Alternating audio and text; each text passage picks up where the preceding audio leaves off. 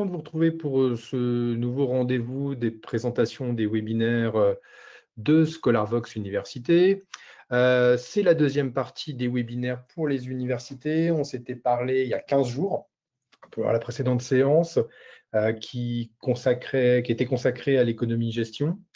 Bon, la semaine dernière, il n'y avait pas eu de séance parce que c'était la DBU, mais en tout cas, on va pouvoir discuter ensemble autour des thématiques liées aux sciences humaines et sociales aujourd'hui. Comme d'habitude, la séance est enregistrée.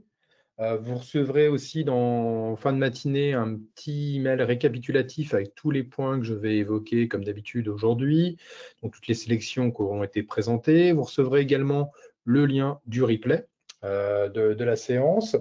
Je peux aussi d'ores et déjà vous annoncer la date du prochain rendez-vous concernant les sciences humaines et sociales qui aura lieu le vendredi 28 novembre à 11 h. Donc, pareil, il y aura le lien dans le petit descriptif. Et le webinaire sera disponible sur YouTube la semaine prochaine avec en description de la vidéo tous les liens qui seront présentés aujourd'hui. Voilà ce que je pouvais vous dire en brève introduction. Alors, la semaine prochaine, il y a la séance qui va se consacrer aux sciences. Sciences, santé, médecine, STAPS et informatique, hein, comme d'habitude. Donc, n'hésitez pas, si vous voulez assister, à vous inscrire. Je pense que vous avez le lien.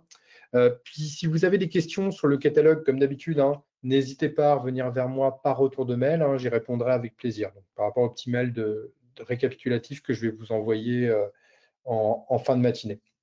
Voilà ce que je voulais vous dire en intro. Au niveau du plan, on conserve à peu près le même plan. Donc, il y aura, comme d'habitude, hein, il y aura un nouvel éditeur. J'avais présenté déjà pas mal de nouveaux éditeurs pendant la précédente séance là, du mois de juin, donc j'en ai un petit peu moins. J'en garde pour la séance de novembre, donc je vous reparlerai de petites choses là justement au mois de novembre.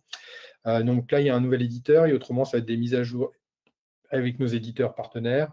Et puis après, les sélections thématiques. Alors les sélections thématiques, on va retrouver art, géographie, histoire, lettres, psychosociaux, philo et sciences de l'éducation. Voilà un petit peu pour le cheminement du webinaire d'aujourd'hui. Donc, je vais couper ma caméra et on va pouvoir commencer la séance avec le nouvel éditeur. Alors, c'est un éditeur qui est une revue. On commence par une revue qu'on a commencé à incorporer il y a quelques semaines. C'est la revue du CEREC. Le CEREC, c'est une revue, enfin, c'est un établissement public qui s'appelle le Centre d'études et de recherche sur les qualifications.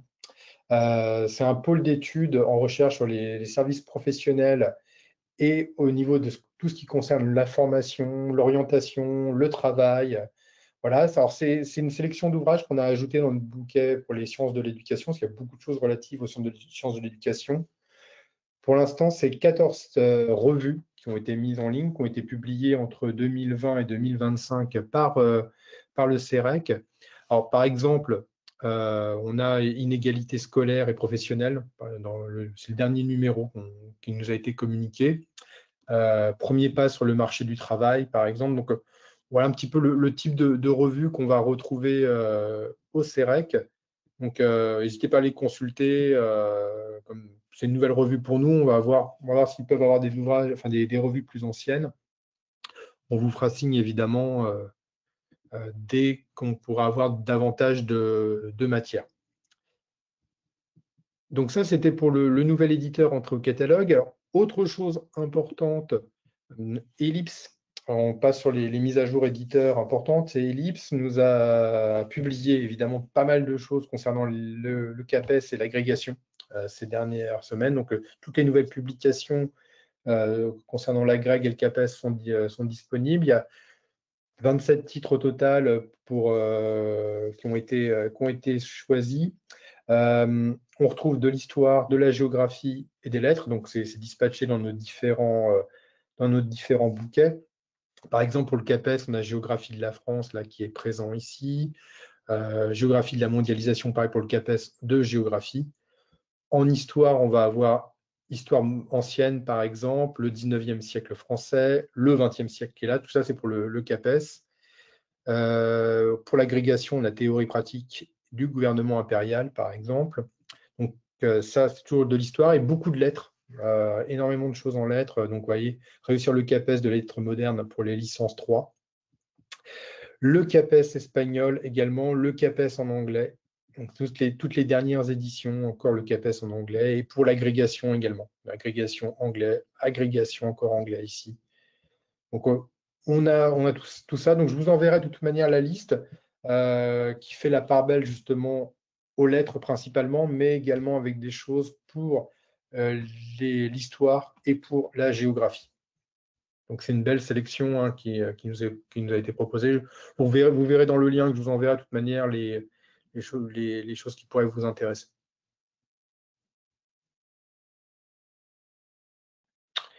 On a eu aussi une belle mise à jour avec les. Alors, je passe en histoire, là, pour les mises à jour éditeurs, c'est les presses universitaires de Rennes.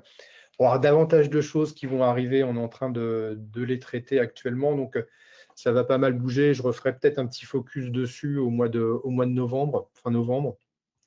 Mais là, c'est 14 titres des presses de Rennes qui nous ont été mis en ligne en histoire. Donc, on retrouve par exemple Hérésie chrétienne dans l'Orient médiéval. Un ouvrage super intéressant de Rosa Parks au Blackwater, surtout sur l'histoire des mouvements noirs aux États-Unis. Et on revient sur le Moyen-Âge, le pilori au Moyen-Âge dans l'espace français. Puis évidemment, il y a tous les autres titres hein, qui ont été mis en ligne.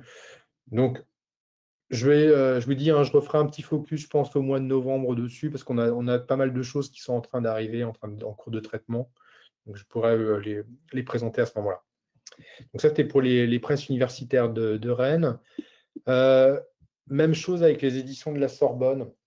Là, c'est 22 titres également qui nous ont été renvoyés. Donc, il y a beaucoup de choses, toujours en histoire. C'est toujours en histoire. Donc là, je vais défiler un petit peu les titres. C'est des titres publiés entre 2023 et 2024 hein, pour les presses de la Sorbonne, pour les éditions de la Sorbonne, pardon. Donc, on a pas mal de petites choses. Donc, l'histoire des rues de Lyon, par exemple. Réformatio aussi, les mots de la réforme à la fin du Moyen-Âge. Par exemple, les nouveaux martyrs à Byzance également. Donc, il y a pareil, hein, je vous enverrai le lien pour que vous puissiez aller voir les ouvrages. C'est des ouvrages en histoire uniquement hein, qui sont prépubliés, enfin, qui sont disponibles dans cette sélection. Je vais passer maintenant aux sélections thématiques et je vais commencer par l'art. Donc, j'ai sélectionné 6 titres hein, pour l'art et je vais commencer ici par l'analyse de séquences publiée chez Armand Collin. C'est la 6e édition de cet ouvrage. Il est de Laurent Julier. C'est donc davantage à destination des étudiants en art et donc en filière cinéma. Donc, Laurent Julier, il est professeur d'études cinématographiques à l'IECA, c'est à Nancy, et directeur de recherche à l'IRCAF qui dépend de la Sorbonne Nouvelle. Et l'ouvrage qui a été mis à jour, hein, évidemment, pour cette nouvelle édition, revient sur comment analyser une séquence de film. Donc, il est conçu comme une boîte à outils et le livre fournit les bases indispensables à l'exercice d'analyse en technique comme en esthétique. Donc, chacun des outils est présenté à l'aide d'exemples de films puisés dans l'histoire du ciné. On trouve des descriptifs d'épreuves, par exemple, dans l'ouvrage. Et puis, toutes les choses qui vont être intéressantes et puis indispensables à l'analyse de séquences avec des commentaires de films, etc. Donc, on va retrouver tout ça dedans. C'est très bien. C'est un super manuel, en tout cas pour comprendre l'analyse de séquences au cinéma.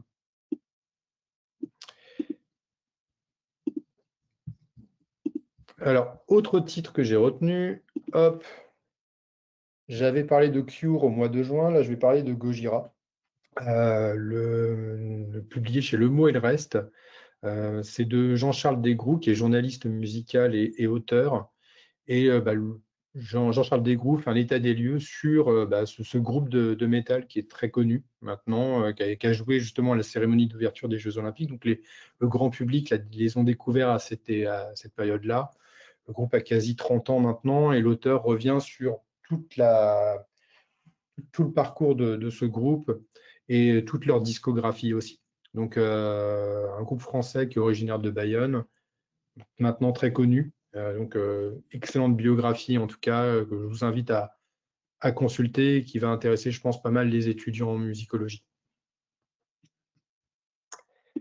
Donc, sur la partie art, hein, retenez l'analyse de séquences chez Armand Collin et Gojira, Les enfants sauvages, publié chez Elmo El Reste.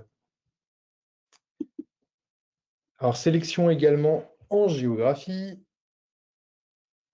Et pareil, hein, j'ai sélectionné 6 titres et je vais m'attarder sur 2 d'entre eux. Et le premier sur lequel je vais m'attarder, c'est publié au Cavalier Bleu.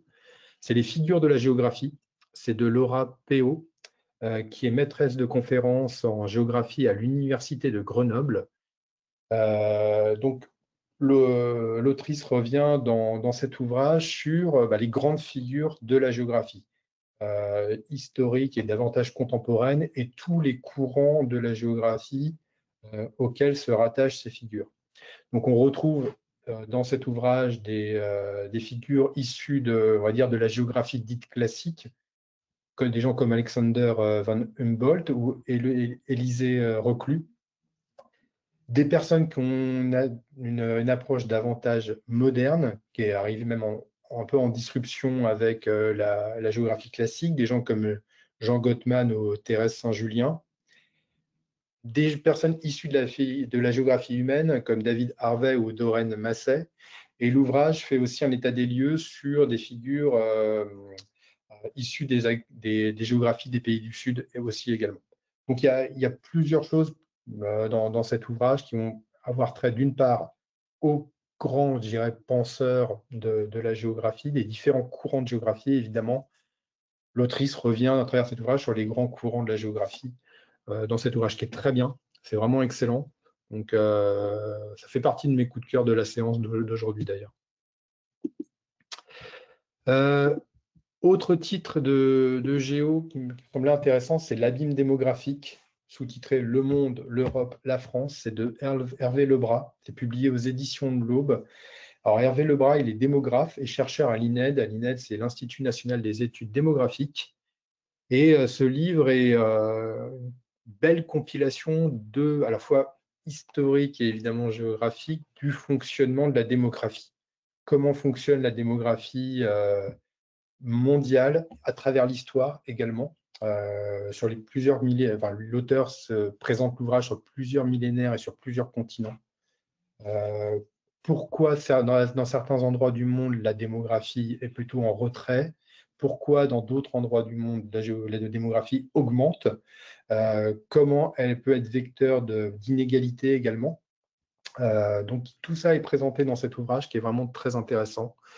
Et il y a des parts belles à des zones géographiques, par exemple la démographie en France, comment elle évolue ces dernières années, comment elle évolue aussi au niveau de certaines communes, au niveau de l'Europe. Enfin, tout y passe et c'est vraiment très bien. Donc, je pense que pour des étudiants en géographie qui s'intéressent à la donnée démographique, il y a pas mal de billes dedans pour répondre à pas mal de leurs questions.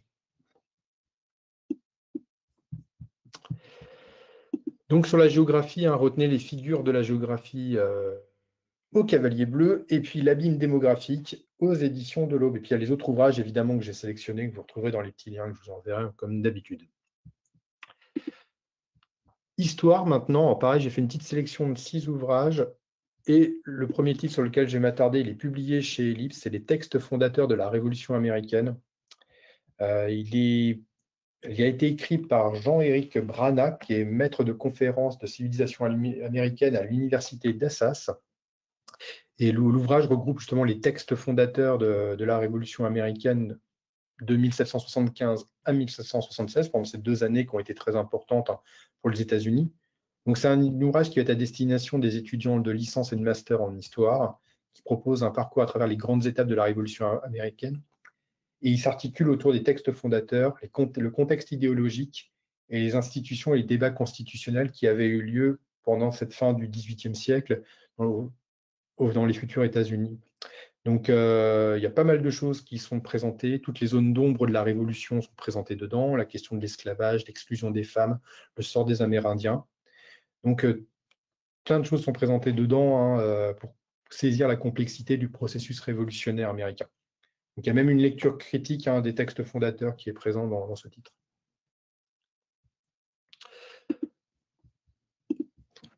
Alors, l'autre ouvrage que j'ai sélectionné, il est de chez Armand Collin, il est publié chez Armand Collin, c'est la dissertation en histoire. Ah non, c'est pas celui-ci que j'ai sélectionné, pardon, c'est un autre. C'est celui-ci. Pareil, ça parle de dissertation historique, c'est les méthodes pour la commentaire de la dissertation historique. Alors, les deux vont un peu de pair, hein, de toute manière, mais j'ai fait davantage un petit focus dessus. Donc, c'est la 5e édition de cet ouvrage qui est publié chez Armand Collin. Il est de Vincent Milliot, qui est professeur en histoire moderne à l'Université de Caen, et de Olivier Vieillorca, qui est professeur des universités à l'ENS Cachan. C'est un ouvrage qui va apporter à l'étudiant en histoire les méthodes pour aborder les diverses épreuves du cursus universitaire, de la réalisation de son brouillon à la réalisation du commentaire. Il apprend à cerner le texte, les idées, le plan, et l'étudiant découvre comment interpréter justement et situer dans leur contexte des documents statistiques et des illustrations. De plus, on trouve dedans des indications pour ordonner ses idées dans une disserte ou lors d'un oral également. Donc, il n'y a pas seulement l'écrit, il y a aussi l'oral qui est présenté dedans, et toutes les méthodes pour utiliser ou constituer une bibliographie. Donc, voilà ce qu'on va retrouver dans cet ouvrage qui va un peu en écho avec l'autre, justement. Attendez, je vous remets ça comme il faut. Avec l'autre, la dissertation en histoire ici. Donc, là, c'est méthode pour le commentaire et la dissertation historique. Pardon. Donc, sur la partie histoire, on retenait les textes fondateurs de la Révolution américaine et puis méthode pour le commentaire et la dissertation historique. Lettres également, pour les lettres. Et le premier titre sur lequel je vais m'attarder parmi la sélection, c'est Tolkien et la mémoire de l'Antiquité. C'est publié aux Belles Lettres. Il y a 2 autrices qui ont travaillé sur cet ouvrage. Il y a tout d'abord Isabelle Pantin, qui est professeure émérite de littérature à l'ENS, et Sandra Provini, qui est professeure de littérature à l'Université de Rouen. Et les 2 autrices reviennent justement sur l'œuvre de Tolkien, hein, ça vous l'aurez compris, et qui est souvent justement vue comme fondatrice de la fantaisie médiévaliste et qui est rapprochée de l'imaginaire celtique et scandinave. Mais les 2 autrices adoptent justement une autre approche parce que Tolkien était un grand amateur, il avait étudié l'Antiquité et comment les cultures gréco-latines justement transparaissent dans la littérature de Tolkien, dans Le Seigneur des Anneaux par exemple. Donc c'est une approche qui est là pour justifier la formation classique de Tolkien, son intérêt pour l'archéologie et les mondes anciens, et sa connaissance également de la pensée antique. Donc les autrices mettent en lumière la façon dont l'Antiquité ajoute un nouvel écho à l'œuvre de Tolkien justement.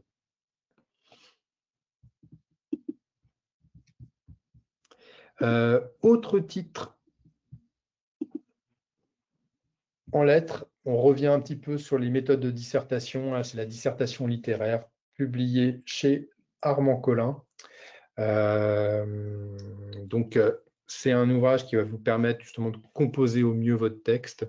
Il est de Alex Preis, qui a toutes les clés dedans pour justement travailler au mieux la présentation de son texte en littérature, comment s'inspirer des œuvres, etc. Donc, c'est vraiment un ouvrage indispensable. Donc, ça, c'est la dissertation littéraire. Et sur la même thématique, vous avez la dissertation aussi littéraire chez Ellipse de Bénédicte Fraisse-Hélinard, qui est, elle, professeure de lettres en lycée. Et c'est pareil, elle explique dedans comment argumenter, comment comprendre les nuances d'un point de vue au sein d'une rédaction littéraire, comment prendre la plume sans redouter la page blanche, etc. Donc, il y a ces deux ouvrages de méthode sur la dissertation littéraire qui sont présents. Alors, je remets comme ça. Donc, vous avez la dissertation littéraire chez Ellipse et la dissertation littéraire chez Armand Collin. Et puis, évidemment, il y a le Tolkien et la mémoire de l'Antiquité qui est présent ici, qui est publié aux Belles Lettres. Alors, philosophie, pareil, hein, j'ai fait une petite sélection de philo et premier titre sur lequel je vais m'attarder, il est là, c'est l'histoire de la philosophie, tome 1, Antiquité et Moyen-Âge, aux éditions Myriel de Émile Breillet. C'est une réédition, cet ouvrage d'un grand classique d'histoire de la philosophie. Mais c'est la première fois qu'il est édité en numérique, donc c'est la première édition en numérique aux éditions Myriel. Émile Brié était philosophe et historien de la philosophie. Il est né en 1876 et mort en 1952. Donc c'est un ouvrage, je dirais, indispensable, un livre essentiel, incontournable pour comprendre l'histoire de la philosophie. Il s'articule en 3 grandes parties. Ce qu'on appelle les livres. Le livre premier qui est lui consacré à la période hellénistique. La seconde partie qui est la période hellénistique et romaine. Et enfin une troisième partie qui concerne les philosophies du Moyen-Âge et de la Renaissance. Donc on a un livre indispensable, c'est un pavé, il fait plus de 1400 pages pour revenir sur l'histoire de la philo. Donc j'espère qu'il va intéresser des étudiants de philosophie.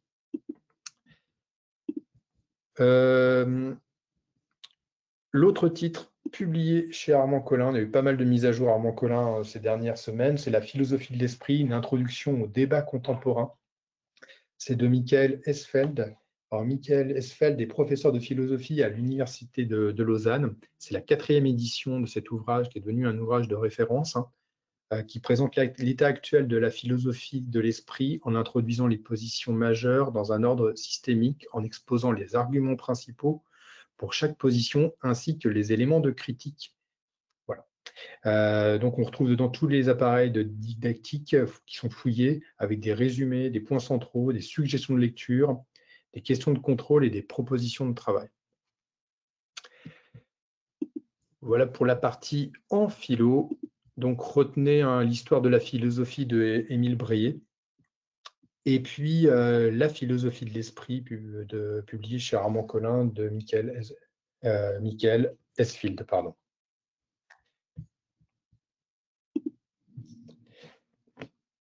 Alors, psychologie, sociologie, pareil, petite sélection de 6 titres.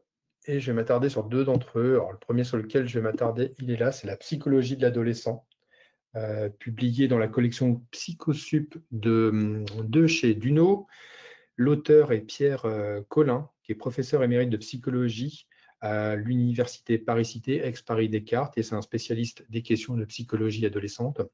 Donc, l'auteur revient dans cet ouvrage sur qu'est-ce que l'adolescence, comment se passe le passage de l'état d'enfant à celui d'adulte, quelles transformations psychologiques existe-t-il chez l'adolescent entre l'instinct et l'intellect, quelles sont les contraintes et les conventions sociales soumises à l'adolescent. Donc, c'est une période de transition, de changement qui bouleverse l'équilibre du sujet et engendre de nouveaux modes d'être au monde. Donc, c'est un ouvrage qui aborde sous ces différents angles plusieurs problématiques.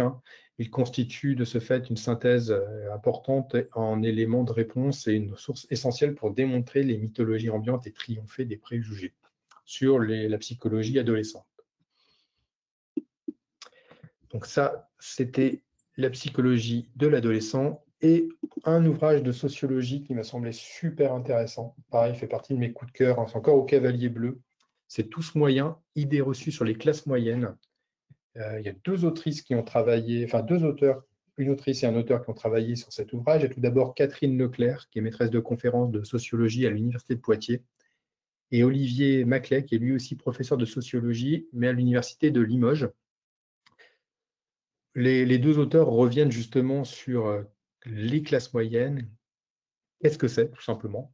Donc, on entend parler des classes moyennes régulièrement citées par les journalistes, les politiques, mais c'est difficile de définir ce que c'est. Donc, les 2 auteurs s'évertuent à définir ce que sont les classes moyennes, entre les classes supérieures et les classes populaires. Où habitent-elles? Pour qui votent-elles? Quelles sont leurs pratiques, leur niveau de vie, leurs aspirations? Sont-elles en déclin? Voilà, les auteurs répondent à tout ça via des idées reçues justement autour des classes moyennes. Donc c'est un super ouvrage. Moi j'ai trouvé ça excellent. Donc je vous le recommande même pour votre culture générale, mais en tout cas pour les étudiants en sociologie, ça va être super intéressant également. Donc sur la partie psychosociaux, retenez psychologie de l'adolescent et puis tous moyens également. Et terminons maintenant par les sciences de l'éducation. Même chose, une petite sélection avec un titre de chez Duno qui m'a semblé très intéressant, qui s'appelle Jamais victime, 10 clés pour rendre vos enfants plus forts face au harcèlement scolaire. C'est de Marie-Pierre Lescure, c'est publié dans la collection Poche de Duno. Alors Marie-Pierre Lescure, elle est psychopédagogue et c'est une ancienne enseignante. Et elle fait un état des lieux, évidemment, dans cet ouvrage sur le harcèlement scolaire. Quelle est les typologies de victimes, quelles sont les typologies de harceleurs. Elle revient justement sur la notion de la parole, évidemment, indispensable, et puis quel regard poser sur le harcèlement aujourd'hui dans le milieu scolaire. Donc cet ouvrage permet de comprendre pour agir. Hein. Il propose donc, comme son sous-titre le dit, 10 clés éducatives pour apprendre à protéger les enfants du harcèlement, mais aussi pour qu'ils évitent de devenir des victimes. Donc c'est très bien fait, c'est assez didactique. C'est à la fois un petit ouvrage qui va être super intéressant pour les futurs enseignants pour comprendre le harcèlement, mais également pour les parents, pour éviter que leur enfant tombe dans ce type de choses. Dernier livre que j'ai retenu pour les INSPE, c'est Le système éducatif français, grands enjeux et transformations. C'est publié chez Duno. C'est de Bruno Garnier, qui est professeur de sciences de l'éducation. Et dans cet ouvrage, l'auteur revient sur tous les héritages historiques de l'école française. Voilà. Il revient également sur les principes fondateurs de l'école républicaine, les principes législatifs qui régissent l'éducation en France. Qu'est-ce qu'une communauté éducative? Que peut-elle apporter à l'école, au collège ou au lycée? Comment la France se place par rapport à ses voisins en termes de réussite éducative? Donc voilà les grandes questions auxquelles répond cet ouvrage. C'est sa 5e édition hein, de cet ouvrage. Et évidemment, c'est un ouvrage qui va s'adresser à toutes les personnes, à tous les étudiants souhaités s'orienter vers les métiers liés au milieu scolaire. Donc c'est très complet pour comprendre le système éducatif français. D'ailleurs, c'est son titre. Voilà, sur la partie sciences de l'éducation, INSPE, retenez jamais victime. Et puis le système éducatif français. Et puis un autre ouvrage que j'ai trouvé super intéressant, c'est la lecture à haute voix expliquée aux enfants, publié chez Magellan également. Voilà, j'ai terminé pour aujourd'hui. Il y avait pas mal de choses à présenter. J'espère que ça vous a intéressé. Donc, juste pour rappel, il y a l'arrivée du CEREC dans notre catalogue en nouvel éditeur ce mois-ci. Donc, il y avait pas mal de petites choses sur les mises à jour au niveau des presses universitaires de Rennes et de la Sorbonne pour l'histoire, les livres aussi de chez Ellipse concernant l'AGREG et le CAPES. Voilà, donc je vous enverrai tout ça. De toute manière, vous allez recevoir le petit mail avec tous les liens des sélections qui ont été présentées aujourd'hui. Pour toute question sur le catalogue, n'hésitez pas à revenir vers moi par retour de mail, à me poser des questions, hein, j'y répondrai avec plaisir. On se retrouve en tout cas le 28 novembre. Donc, si vous voulez déjà vous inscrire, vous pourrez le faire par rapport au mail récap. Il y aura le lien présent dedans. Et puis, pour rappel, hein, les personnes qui nous suivent sur YouTube, hein, vous retrouverez en description de la vidéo tous les liens que j'ai présentés aujourd'hui. Merci beaucoup. Je vous souhaite une bonne journée. Puis, je vous dis à très bientôt. Au revoir.